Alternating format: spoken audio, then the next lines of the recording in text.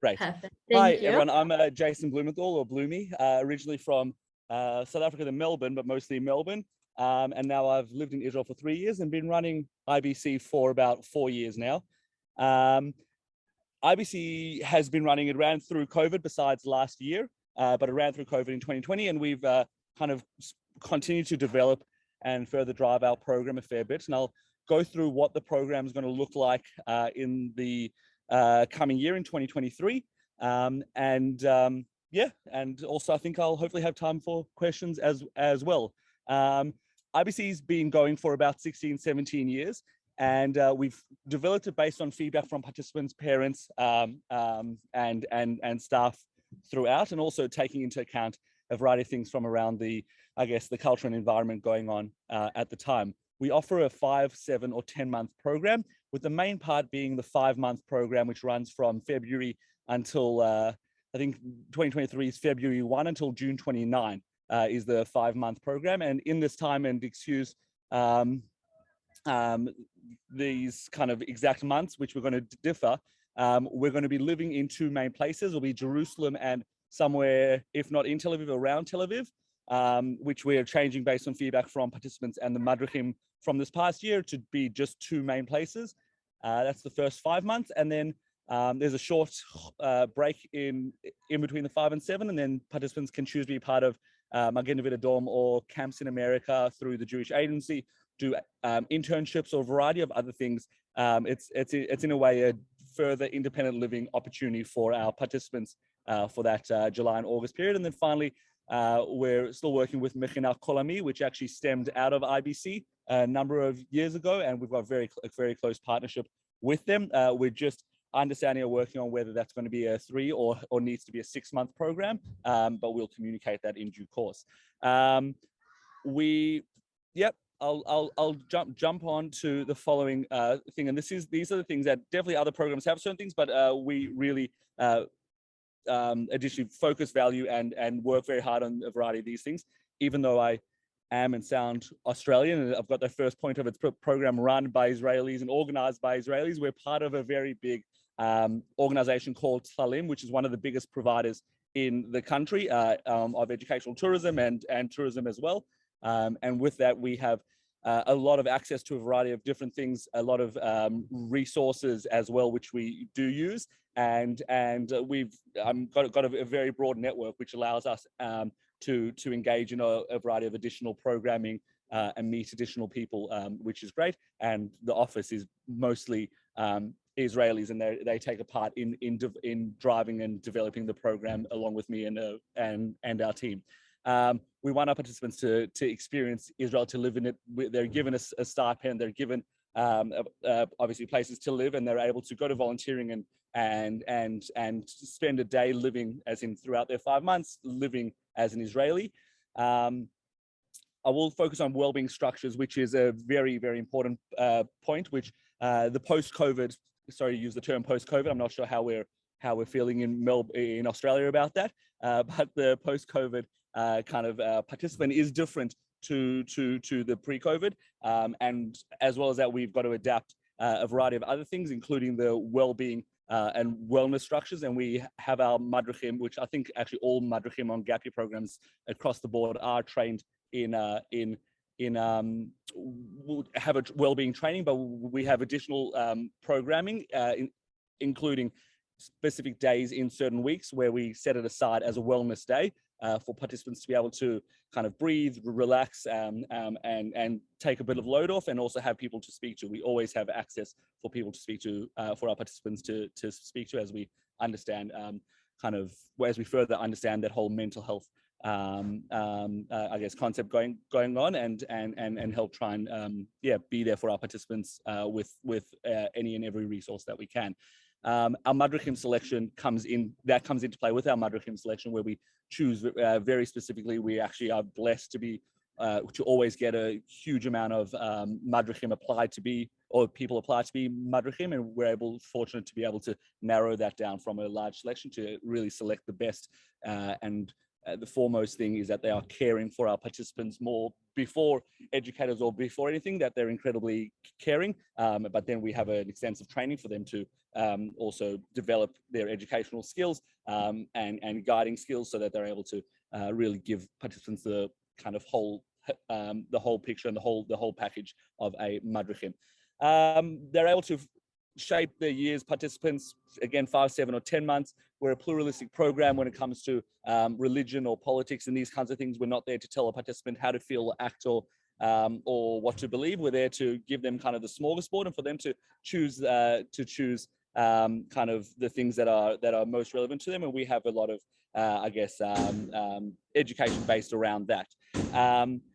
The high educational levels, one thing, we really work hard to connect different elements and areas to connect King David in Jerusalem to King David in Engedi, for example, and have participants walk away with a much better picture of the country, of the story, of the history of the Jewish people and Israel. And then finally, what I'll touch on here is balance. We've taken, as I mentioned, taken on feedback for the past few years, and we understand when challenges are relevant, when personal growth is relevant, when fun and free time is relevant, these kinds of things. And we've really used it to mold a really fantastic gap year for the future and for 2023. There's just a couple pictures that I've got here as I keep speaking. We do a variety of experiences and additional things, including the Yam Liyam hike from the Mediterranean Sea to the Kinneret. We have a week down in the desert. We have options week where participants are able to choose if they want to be in agriculture in different areas or in arts and crafts or a variety of different things. Excuse the noise behind me of garbage trucks in in Eilat. And yeah, so there's a wide variety of experiences that are able to be gained. We're also part of all the Masa big events, Yom HaZikaron, Yom HaShoah. We go to all the Kasim, ideally with all the other programs, and are part of kind of this whole big picture of Masa. We also, when we're in Jerusalem, we have tracks, learning tracks, whether that's an Israel advocacy or contemporary Israel track, a Yeshiva Midrasha track, and a couple of other options based on, again, what participants want, which we assess and develop once they're going through the interview process. I'm going to pause there, but if you have questions, I'd love to. I'm here to answer any questions in any time I've got left. If anyone has any questions, make sure to write it in the Q&A and we'll be able to ask Jason.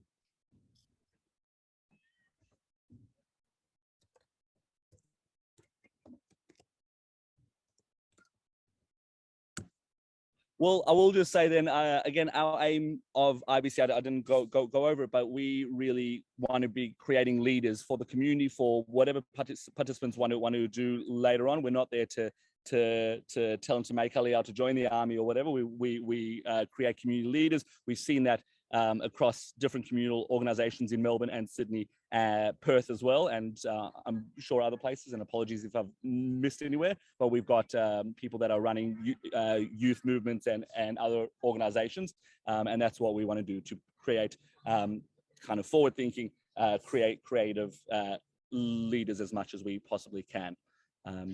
Yeah. Amazing. My email's so in the chat. Quite a few questions. Oh, okay, right. Sorry. No, all good. Is the program only for kids coming straight out of school?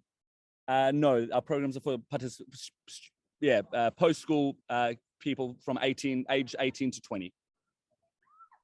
Where are the participants from?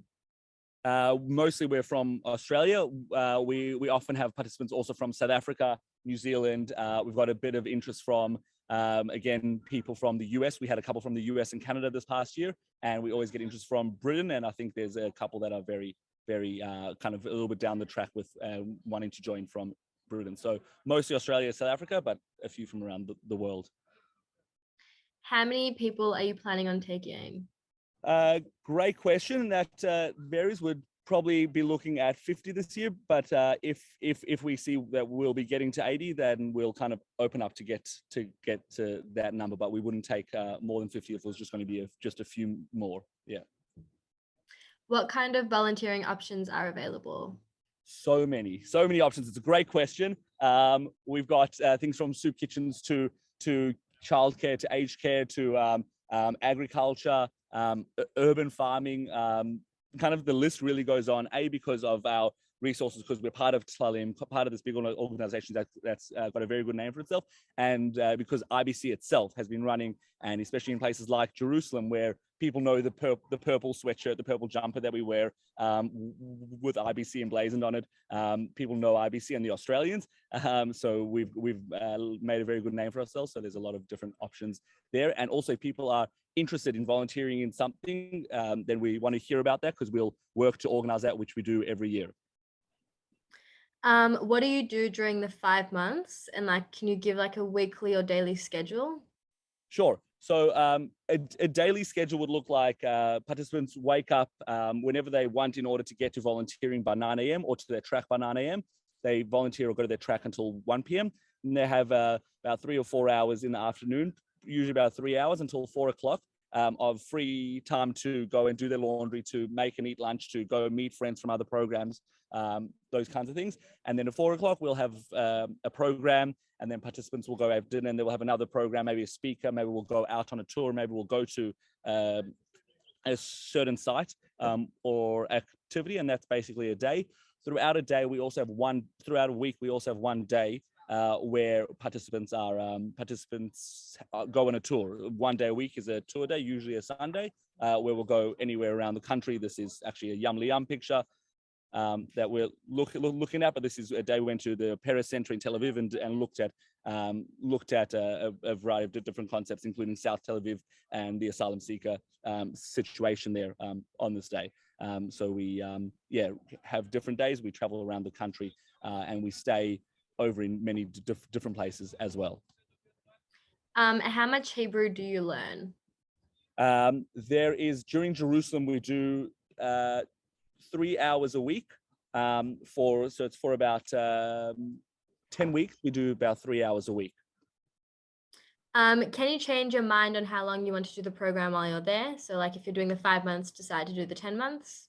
Absolutely. We'll give very clear kind of dates of when you need to change your mind by and pay deposits by, etc. But yes, you can come and choose to extend. And if you say at the start you want to do 10 and then realize you only want to do 7 or 5, then again, we'll chat about it. But yes, you can change your mind.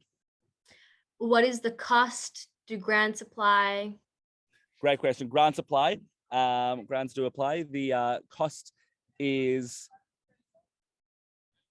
going to be on our website, because I don't have it exactly, and I don't have it in front of me, but it's going to be on our website and in our info pack very, very shortly. It was in the past year $14,850 for the 5 months. It is going up a bit because everything in Israel is going up. A cup of coffee is now 18 shekels at Kikar Dizengoff, so it's gone up a fair bit. We'll be raising a little bit, but ideally, and we're trying to not raise by much at all. As well, just without the grants, the Israel Go and Masal grants do apply for IBC as well. Yeah. Is the program kosher? Does it keep Shabbat? Yes. So within our kind of pluralist kind of style of program, it is kosher. We provide cutlery and all that for when they're doing independent living, and all our catering is kosher. Our cutlery will provide milk and meat, and we only do programming within a Shabbat environment, and we ask that participants also maintain and respect that for any participants that are keeping Shabbat. And we also want to show participants kind of what it is Shabbat in different cultures, or not cultures but styles. Are you able to do Marva as part of the program as well? So Marva for Australians is something that I need to speak to the Zionist Federation about and see if there's any movement there, because it's been a problem for Australians because of Australian legislation. But for non-Australians, it hasn't been an issue. And yes, you're able to in the 7-month options. But we'll speak with the Zionist Federation about if there's been any movement. How does accommodation grouping work? Accommodation we don't have any more than 3 people per room.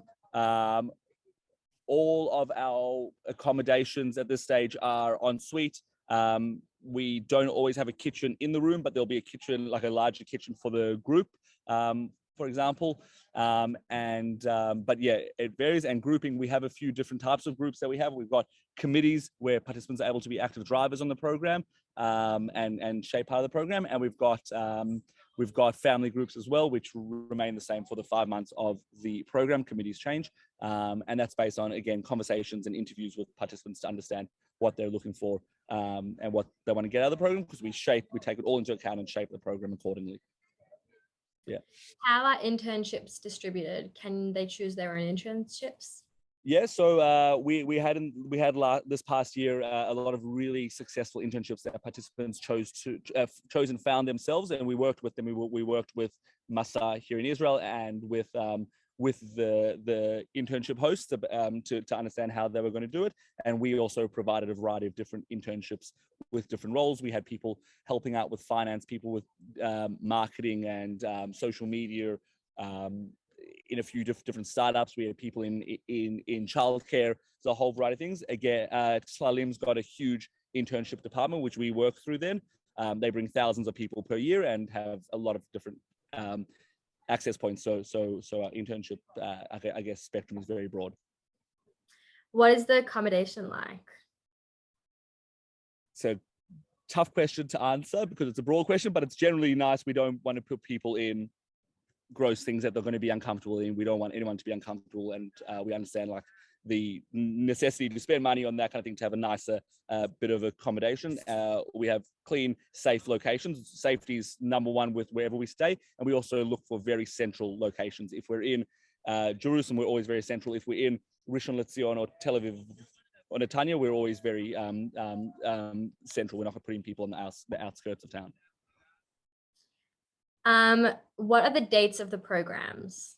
Sure. So the 5 month is from February 1 to June 29. The 7 month will end towards the end of August, in kind of the last or second last week of August, and the 10 month will end at the end of November. But between each phase, there's a short break, and a break of a Pesach for about 10 days. Sorry. Amazing. Thank you. Can you tell us a bit about the optional Pollen trip? Yep. Sure. So we have experienced guides. We've been running the Pollen trip every year until basically 2020. But we're ready to go back to when we wanted to run it this past year. The whole Russia-Ukraine situation was just starting, so our timing was off, and we weren't able to run the trip. But we do about 5 days, seeing all, I guess, in a way, the main sites with very experienced tour guides with a very well structured program. It's all kosher. The catering is all kosher, and it's a very deep, vast educational experience that we go through. What do you do in each city? And do you spend any time in Kibbutzim? Yes. So as part of our options, we do some kibbutz time. We spend time with different kibbutzim and different, I guess, agricultural villages, and not just kibbutzim. And in each city, for example, in Jerusalem, we do tracks and volunteering. In Tel Aviv, and it's dependent on kind of participants, because you can do in Tel Aviv internships or volunteering. By Tel Aviv, I mean in the center. We're still finalizing which accommodation we're going to take, either Rishon LeZion, Netanya, or Tel Aviv, but that might change. And yeah, so it varies if it's internships or volunteering. But yeah, did I answer that question? Yeah. Is there a lot of free time? And a specific question with that, can people do paid work during the program? Well, the visa that participants come on any of these programs don't allow them to do paid work. So note that. But there's sufficient free time. There's a free weekend every second weekend. There's a number of nights throughout the week that are free nights. And over Pesach break, there's a long break of 10 days. Are you able to give an itinerary for the program or send it out in the next few weeks? Yeah, we'll send it out. It'll also be on our website as part of there'll be an IBC calendar on our website in the coming weeks as well. Yeah, but we'll have that 5 month program. How often do you volunteer a week?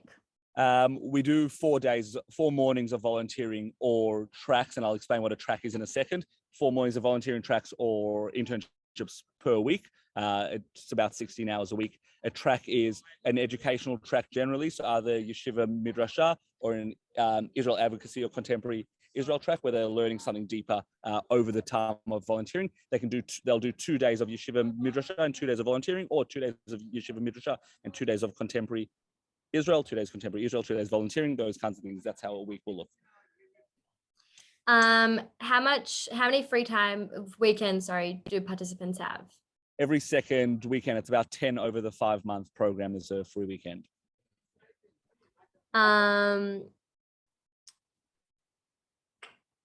When is the deposit due and the payment due? Great question. It's going to be, we're going to send that out exactly when. We're going to open up our registration shortly. We've got a new recruitment person coming on board who's fantastic. So we're going to open that up hopefully within the coming few weeks and send out all the information about deposits and payments. And when they're due. Is there an early bird sign up discount? There is not at this stage, no. What are the next steps from here if they're planning on doing IBC? Sure. So you're welcome to email me. My email address is in the chat, and I'll put you on our list. From there, with our list, we'll when our recruitment person kind of starts full time with us, she'll send out emails and send out the links for registration and all the information that's needed from there, including deposits and dates. And we'll also send out a structured program, as in, like, we'll send out a detailed program for everyone. So yeah, those will be the next steps. So it's you contacting or sending your email address through, and then we'll be in contact with you once you've expressed interest in the program. Flights included in the price? They're not. No, flights are not included, and travel insurance isn't included. Health insurance is included in the cost of the program. Health insurance, living, food, transport, it's included in the price. And last question, do you have any other international trips besides Poland? Were there any other questions? No, do you have any international trips besides Poland? Ramona, can't hear you. Maybe it's me. That's me. Sorry. Do you have any other international trips besides Poland? No, we don't have any planned currently. Potential for the 7-month option is a volunteering that we partner with Project 10 on in Africa, which is two months volunteering with Project 10 in an African village, working on a variety of different things. In the past, we have dabbled with a week actually 3 weeks in Greece, 2 weeks of volunteering, 1 week of touring, because there's a lot of refugee and asylum seeker volunteering to be doing there with a variety of Israeli organizations that we partner with and that work closely with Tlalim. So that's Tlalim being our umbrella body. So that's potentially saying that we could float again. It obviously got stopped again because of COVID, and we haven't been able to build that up yet while we're continuing to build and redefine the program a fair bit. Just quickly, last question. When do they need to apply by? We're going to, as I said, when we'll send out information, we'll post stuff on our Instagram and a variety of other places. They'll need to, people will need to apply over kind of September. I think the latest will be October. Amazing. Thank you so much, Jason.